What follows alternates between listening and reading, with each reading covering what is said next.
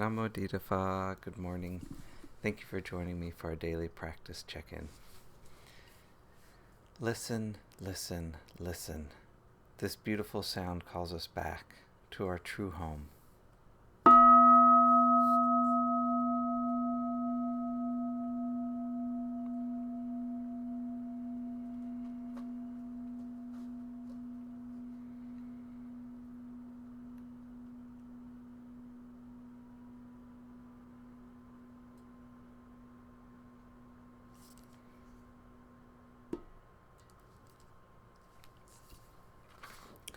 The fifth mindfulness training. Aware of the suffering caused by unmindful consumption, I vow to cultivate good health, both physical and mental, for myself, my family, and my society, by practicing mindful eating, drinking, and consuming. I will ingest only items that preserve peace, well-being, and joy in my body and my consciousness, and in the collective body and consciousness of my family and society. I'm determined not to use alcohol or any other items that contain toxins, such as certain TV programs, magazines, books, films, and conversations. I'm aware that to damage my body or my consciousness with these poisons is to betray my ancestors, my parents, my society, and future generations. I will work to transform violence, fear, anger, and confusion in myself and in society, by practicing a diet for myself and for society. I understand that a proper diet is crucial for self-transformation and the transformation of society.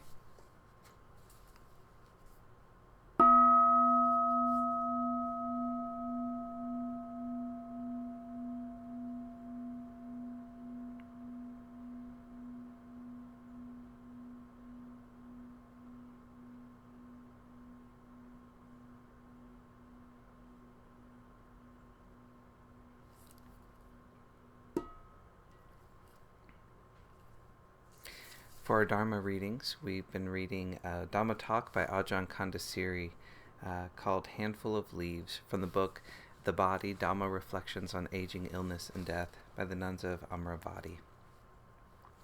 So, suffering, origin, cessation, path. Just 4 words, and now I'll say a little about what is meant by each of them. The Pali word dukkha is often translated as suffering, but in fact, its meaning is much broader than that. When we think of suffering, we tend to think of something rather extreme, but the word can also just mean unease or stress, and it might be a very small amount of stress. So the way I would interpret dukkha is as anything short of a sense of perfect inner ease and well-being. It could just be a very minor irritation, or a mild sense of disappointment or lack. Or it could be something major, like a serious illness or bereavement, or losing all your wealth. So we could say that sensing that things are not the way we would like them to be is suffering, dukkha. Part of this first noble truth is that suffering needs to be understood. I find this quite interesting because usually when we think of suffering, we think we need to get away from it. Unfortunately, though, our usual way of dealing with it, by struggling, trying to get rid of it, doesn't actually seem to do the trick. Often our very struggle perpetuates the suffering and strengthens it, makes it worse, more difficult. So it's interesting to contemplate the instruction that suffering is to be understood, because in order to understand something, we need to examine it, study it, take an interest in it, rather than simply trying to get rid of it. Often people ask questions about obsessive thinking, unpleasant thoughts that keep arising over and over again, and that seem to grow stronger the more one tries to push them away or deal with them. But when we look in a deeper way, we notice the tremendous aversion there, the not wanting, the dislike of these thoughts. We see that actually this aversion is the real problem. We see what needs to be addressed is the not wanting of the condition. So if there's suffering, one of my questions is, what is it that I don't want about this situation? Or what is it that I'm wanting? Is there a desire for things to be otherwise? Often we think that our suffering is because of something out there. We think about it in terms of something external. If only this person didn't exist, or if only I could be with the person I love, everything would be fine. If only there was this, if only there was that. If only so-and-so wouldn't treat me like that. If only so-and-so would treat me with more respect, or always be kind and pleasant to me. If only so-and-so would understand me better, appreciate me more, or we might notice suffering in our meditation. If only I could just get rid of these obsessive thoughts. If only I didn't have this doubt. If only I didn't have this fear, anxiety, aversion. If only I could get rid of these things, my life would be perfect. I would stop suffering. As I said, these are habitual reactions. But to really understand suffering, we need to notice them, to see that simply reacting to dukkha by trying to get rid of it or change it in some way doesn't work.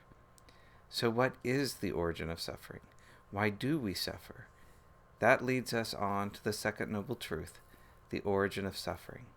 Suffering begins, it has a cause.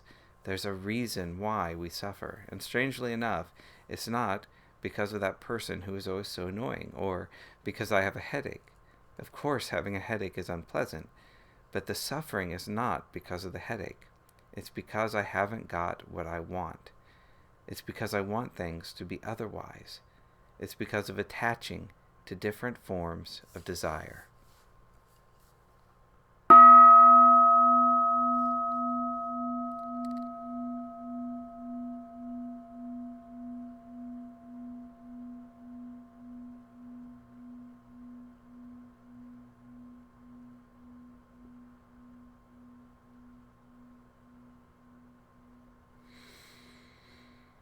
May all beings be well. May all beings be happy. May all beings be peaceful. Sadhu, sadhu, sadhu. Thank you for joining me this morning.